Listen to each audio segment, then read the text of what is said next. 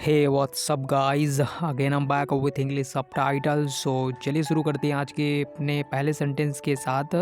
So as you can see over here, पहले sentence में लिखा हुआ है कि मुझे पता है कि तुम्हारे दिल में क्या है।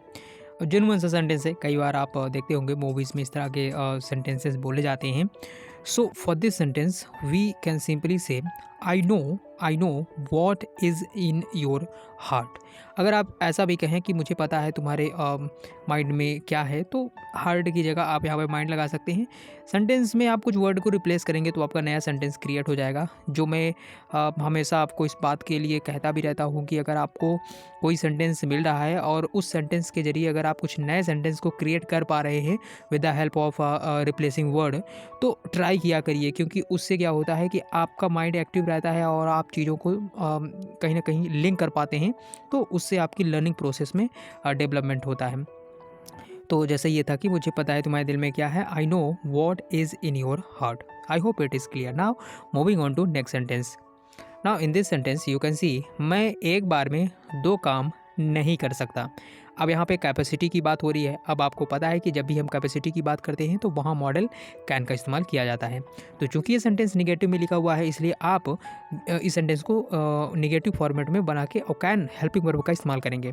तो मैं एक बार में दो काम नहीं कर सकता, यानी कि I can't do two things at once. I can't do two things at once. मैं एक बार में दो काम नहीं कर सकता। आई कांट या फिर I can not do two things at once. काफ़ी अच्छा सेंटेंस था, उम्मीद है समझ गए होंगे। चलिए अब आगे चलते हैं। Now in this sentence you can सी, अंदर आ जाओ वहाँ खड़े मत रहो। अंदर आ जाओ वहाँ खड़े मत रहो, यानी कि come in don't keep standing there. Don't keep standing there.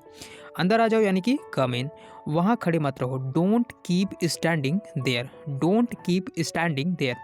जब भी कोई सेंटेंस आपको डिफ़िकल्ट लगे तो ट्राई करिए कि उसी समय 2 से 3 बार आप उसको रिपीट कर लें, ताकि माइंड में वो सेंटेंस आपके पास चला जाए। चलिए अब मूव कर लेते हैं अपने नए सेंटेंस की तरफ। अब आप इस सेंटेंस को देखिए। तुम मेरे लिए मेरे अपने बेटे की तरह हो। तुम मेरे लिए मेरे अपने बेटे की तरह हो। अच्छा सेंटेंस है। देखते हैं इस सेंटेंस को कि आप कैसे कहेंगे। तो आप इसको सिंपली कह सकते हैं कि you are like, you are यानी कि तुम, like my own son. Like my own son यानी मेरे अपने बेटे की तरह हो। तो तुम मेरे लिए मेरे अपने बेटे की तरह हो। You are like my own son. काफ़ी अच्छा सेंटेंस है, इस्तेमाल कर सकते हैं आप अपने डे टू डे लाइफ में। सन की जगह आप रिप्लेस करके कोई वर्ड अगर आपको माइंड में आ रहा हो तो आप अभी कमेंट करके बता सकते हैं कि हाँ ये वर्ड मेरे माइंड में आ रहा है और इससे मैं ये सेंटेंस क्रिएट कर सकता हूँ। तो मैं वेट करूँगा। अगर आपसे कोई सेंटेंस इस तरह से बनता है तो please do comment. Now moving on to next sentence. ये घर किसका है। यह घर किसका है, इसके लिए आप कह सकते हैं हु ओन्स दिस हाउस।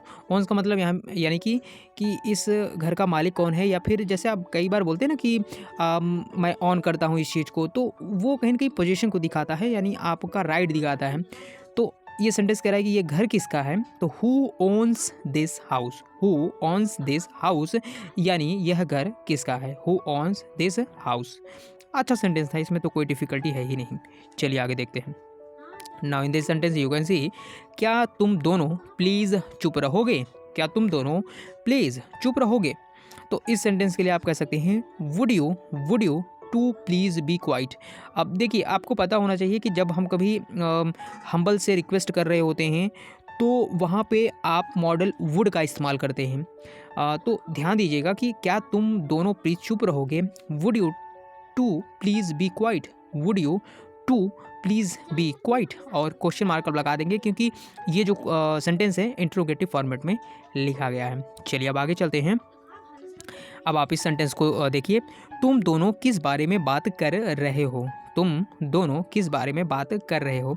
ये सब सेंटेंस आप देख के समझ गए होंगे कि ये सिंपली लिखा हुआ है प्रेजेंट कंटिन्यूअस में, क्योंकि यहाँ पे कोई चीज़ जो ऑन गोइंग है। जैसे यहाँ पे कह रहे हैं ना कि किस बारे में बात कर रहे हो, तो आप इसके लिए सिंपली कह सकते हैं कि what are you two talking about. What are you two यानी कि तुम दोनों, what are you two talking about यानी कि किस बारे में बात कर रहे हो।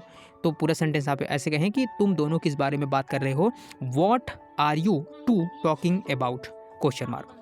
सो गाइज ये थे कुछ सबटाइटल जिसको हमने आपको सिंपल तरीके से एक्सप्लेन करने की कोशिश की है। उम्मीद है आप सारे सेंटेंसेस को काफ़ी अच्छे तरीके से समझ गए होंगे। तो चलिए दोस्तों, आज की वीडियो में बस इतना ही रखते हैं, मिलते हैं हम अपने नए वीडियो में। Till then take care and see you. Like subscribe जरूर करते रहिएगा और कमेंट करके बताएं कैसा लगा आपको ये वीडियो। धन्यवाद।